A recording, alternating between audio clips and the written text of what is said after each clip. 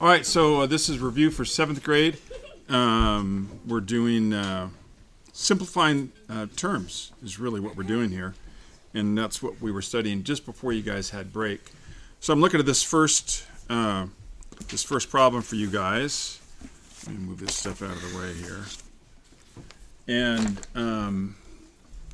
how many of you think you could do this one? Wait, 10x? Yeah, that's 10x minus 8x plus 2 plus 10. Okay, most of you, good. All right, so everybody take 30 seconds to do it real quick. See if you can get it right. I did. Yeah, question? So are we just simplifying or not? Yeah, you're combining like terms, which is really the first step for simplifying. Okay, yeah. You have a pencil tomorrow? A what? A pencil? You have a pencil tomorrow? No. Yes. All right.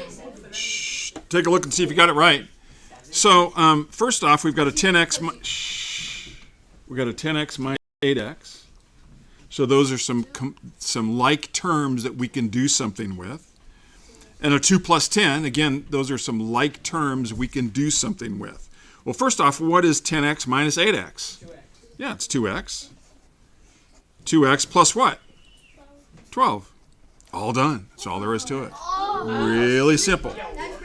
We don't know, or you don't know, what x is, so there's really nothing else we can do unless I tell you what x is. Okay? Or y or z or whatever variable they're using. Look at the second one here. So there's some combining like terms we can do, but we're also going to be using the distributive property to solve this one. So it's 3, and then in parentheses we have a 4k. Both of you erase points because you're not paying attention. You're just goofing off. That's okay. I wasn't talking. No, don't go there, gentlemen. Both of you erase points. Thank you. Mr. Glacier, that's okay. That looks like a 1/2. I know. That's just how I write my k's. So it's 4k minus 1/2 k plus 3. So PEMDAS, what's the first thing you guys do? Yeah. Parentheses. So what are some like terms that we can work with? We have a 4k minus 1/2 k plus 3. Well, what's 4k minus 1/2 k? 3.5 k. So I could go ahead and keep the parentheses there, 3 and 1/2 k. There's really nothing else we can do with a 3, and then we have a 3 on the outside of the parentheses.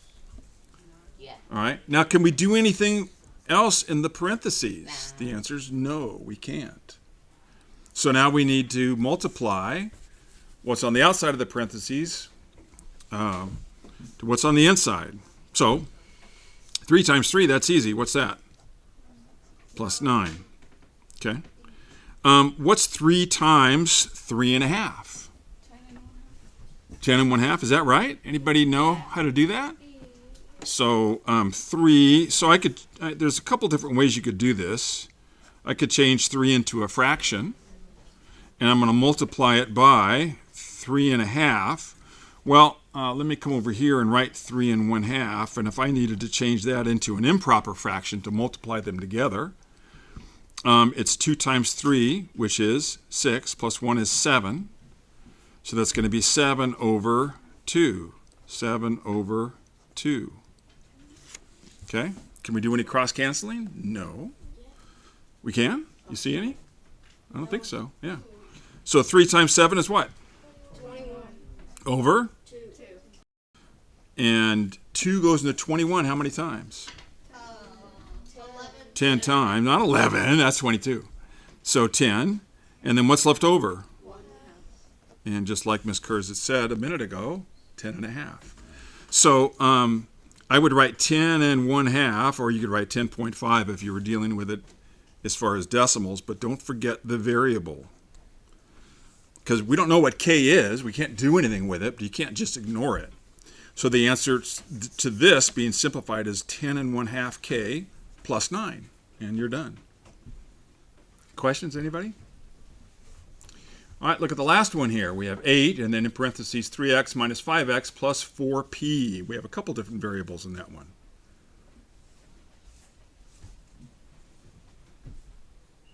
How many of you feel like you could do that one? Raise your hand. Okay, a few less. Well,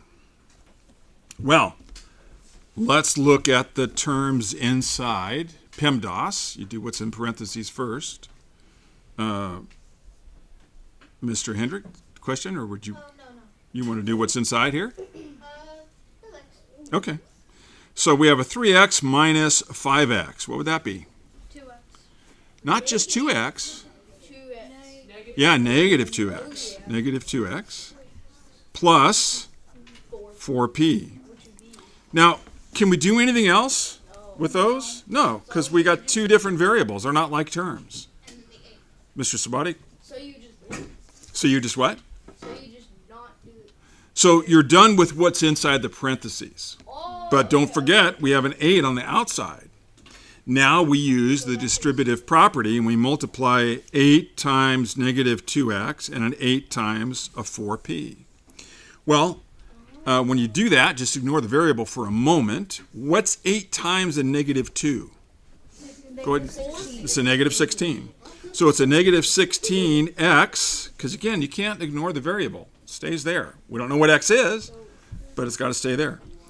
And then plus, what's 8 times 4? 32. So it'd be 32 what? Yep. So then you And that's it. You can't do anything else with it because you've got two different variables. So that's as simple as it gets. Okay, question? So do you, like, if there's stuff inside the parentheses, do you always times whatever is outside of the parentheses? Good question. Let me show you one that, let me just make something up here. I'm going to do 3x minus 5p, and then I'm going to put a number on the outside of the parentheses. So, to answer your question, Mr. Rowland, you would then multiply 2 by what's inside the parentheses here, every time. And if the 2 wasn't there, let's say it was a 10 over here, same thing. The exception is when you have something inside the parentheses is if I had, let's say, a minus 2. If I put a symbol between the parentheses and the number outside the parentheses, then I'm just going to subtract 2. If I can solve what's in here first, then I'm going to subtract 2. Or maybe it would be a plus 2. Then I'm going to add 2. Or maybe it would be a divided by 2, whatever's in the parentheses. Okay? So if there's a symbol between the number and the parentheses, you have to do whatever that symbol is. Question? And you have to do it to every number in the. Yes, you have to do, very good. You have to do it with every number in the parentheses. If there's several different numbers in the parentheses, you have to do it with all of them. Okay? But solve as much as you can in the parentheses first. Other questions, you guys? Okay. So I'm going to give you guys 2 handouts. The first one, I have you guys for a long period today. The first one is due today. So you're simplifying each expression. Take them as far as you can. And there's 12 problems. This one is due today. You'll need to finish this today and turn it in. And the other one, I'm not sure yet because I promised you guys we could frolic for a little bit. I'm kind of...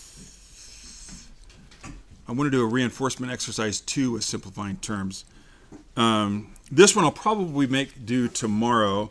This is a review of what you guys did right before you went on Christmas break, but it's simplifying the expressions. It's much the same thing. These very first problems are really similar. But then they get a little more difficult, and you guys know how these practice worksheets go. They do get a little more difficult as you go on. And there is a backside, don't forget. Okay? And that's it. I will hand these guys out. Do this one first. I'll give you guys about 15 minutes or so. And then maybe, since it's a long period, we'll go outside for a little bit.